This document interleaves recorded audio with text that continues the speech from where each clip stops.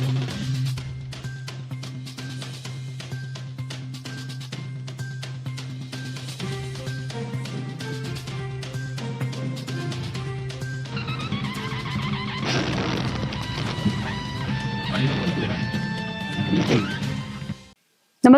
आपण पाहता हिरकणी न्यूज.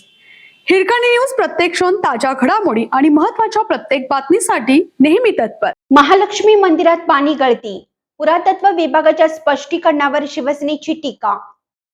करवीर निवासिनी श्री महालक्ष्मी मंदिरात पाणी गळती होऊ लागल्याने भाविकातून नाराजी व्यक्त केली जात आहे.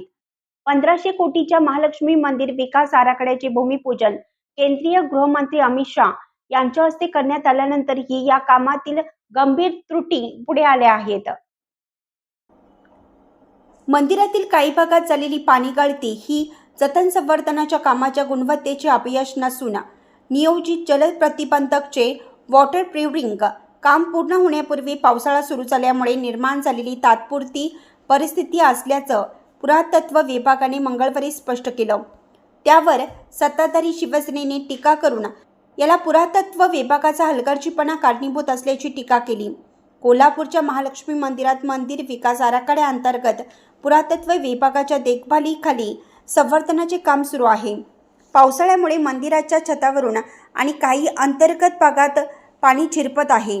तसेच छतातून पाणी गळती होत असल्याचे समोर आलं.